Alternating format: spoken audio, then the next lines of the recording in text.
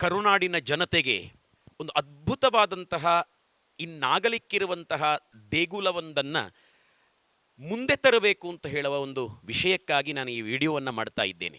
ಇದಿರುವಂಥದ್ದು ದಕ್ಷಿಣ ಕನ್ನಡ ಜಿಲ್ಲೆಯ ಪುತ್ತೂರು ಮಹತೋಭಾರ ಮಹಾಲಿಂಗೇಶ್ವರ ದೇವಸ್ಥಾನದ ಹತ್ತಿರದ ಲಕ್ಷ್ಮೀದೇವಿ ಬೆಟ್ಟ ಅಂತ ಹೇಳುವಂತಹ ಒಂದು ಕ್ಷೇತ್ರ.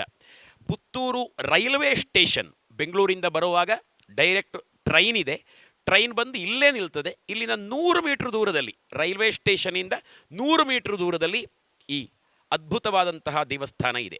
ಇನ್ನಾಗಲಿಕ್ಕಿರುವಂತಹ ದೇವಸ್ಥಾನದ ನಕ್ಷೆಯ ಎದುರು ನಾವು ನಿಂತಿದ್ದೇವೆ. ಇದು ಆದರೆ ಇನ್ನು ಕೆಲವೇ ವರ್ಷಗಳಲ್ಲಿ ಈ ಒಂದು ಅದ್ಭುತ ಕಲಾ ಶ್ರೀಮಂತಿಕೆಯಿಂದ ಕೂಡಿರುವಂತಹ ದೇವಸ್ಥಾನ ಎದ್ದು ನಿಲ್ಲಲಿಕ್ಕಿದೆ. ಇತಿಹಾಸದಲ್ಲಿ ನಾವು ಹೊಯ್ಸಳರ ಕಾಲದಲ್ಲಿ, ನಾವು ಚಾಲುಕ್ಯರ ಕಾಲದಲ್ಲಿ ರಾಜ ಮಹಾರಾಜರುಗಳು ಕಟ್ಟಿಸಿದ ದೇಗುಲಗಳನ್ನು ನೋಡಲಿಕ್ಕೆ ಅಂತ ಪ್ರವಾಸದ ಹೆಸರಿನಲ್ಲಿ ಹೋಗ್ತೇವಲ್ಲ, ಅಂತಹ ಒಂದು ಅದ್ಭುತ ಇತಿಹಾಸದ ಗರ್ಭದಲ್ಲಿ ಮಾತ್ರ ಕಾಣಬಹುದಾದಂಥ ದೇವಸ್ಥಾನ ನಮ್ಮ ಲಕ್ಷ್ಮೀದೇವಿ ಬೆಟ್ಟದ ಕ್ಷೇತ್ರದಲ್ಲಿ ನಿರ್ಮಾಣವಾಗಲಿಕ್ಕಿದೆ. ನೋಡಿ, ಇದು ಆದರೆ ಕೃಷ್ಣ ಶಿಲೆಯಿಂದ ಕೂಡಿದಂಥ ಗರ್ಭಗುಡಿ ಇರುವಂತಹ ಇಡೀ ನಮ್ಮ ಜಿಲ್ಲೆಯ ಏಕಮಾತ್ರ ದೇವಸ್ಥಾನ ಅಂತ ಹೇಳಿ ಗುರುತಿಸಿಕೊಳ್ಳುವಂಥ ದೇವಸ್ಥಾನ ಇದು.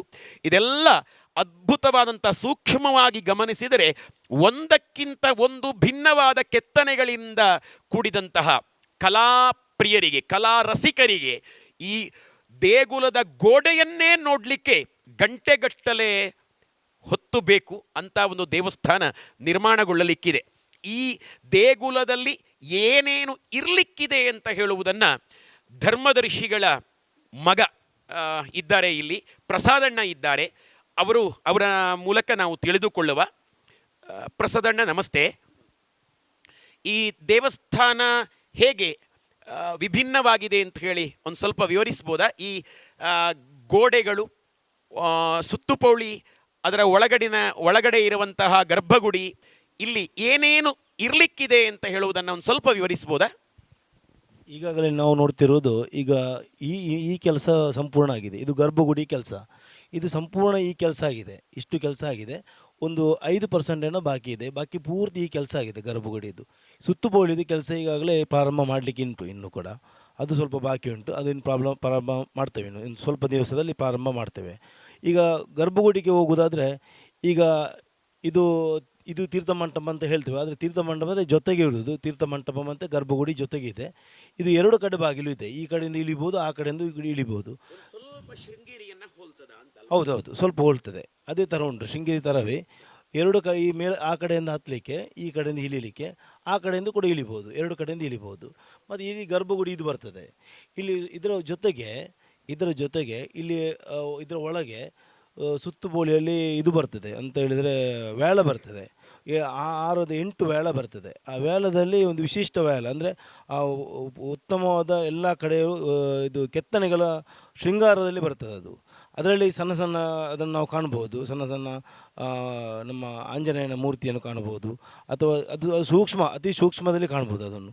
ಅದು ಎತ್ತಿ ನೋಡುವಾಗಿ ಕಾಣೋದಿಲ್ಲ, ಅದು ಡಿಸೈನಲ್ಲೇ ಬರ್ತದೆ.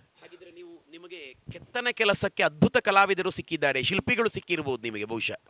ಅದು ಅಂದರೆ ಈಗ ಮುರುಡೇಶ್ವರದ ನಮ್ಮ ಇವರಿದ್ದಾರೆ, ಶಂಕರ್ ಅಂತೇಳಿ, ಅವರು ಇದರ ಕೆಲಸ ಮಾಡಿದ್ದಾರೆ.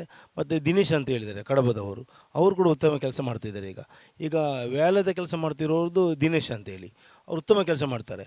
ಮತ್ತು ಸುತ್ತುಪೋಳಿಯಲ್ಲಿ ಬರ್ತದೆ. ಈಗ ಒಂದು 48 ಋಷಿಮುನಿಗಳು ಬರ್ತಾರೆ.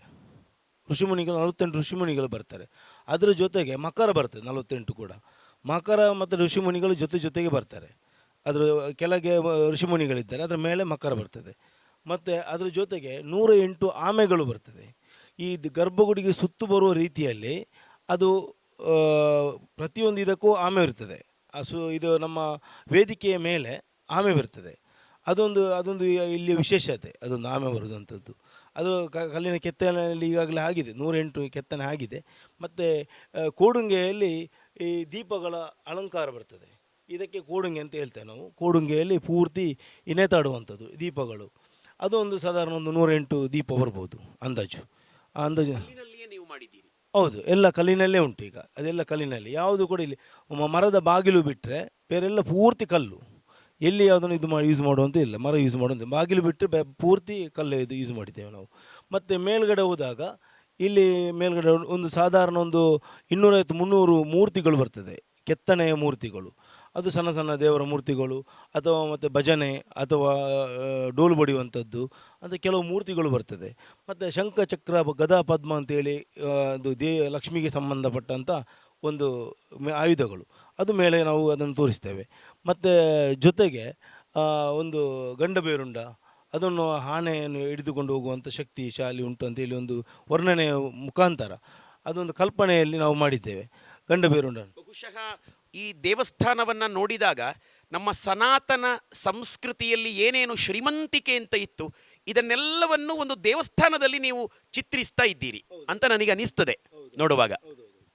ಅದೇ ರೀತಿ ಬರ್ತದೆ ನೀವು ಹೇಳಿದಾಗೆ, ಅದು ಪೂರ್ತಿ ಅದೇ ರೀತಿಯಲ್ಲಿ ನಾವು ಅದೇ ತಲೆಯಲ್ಲಿ ಇಟ್ಟುಕೊಂಡೇ ಅದನ್ನೇ ಮಾಡ್ತಾ ಇದ್ದೇವೆ.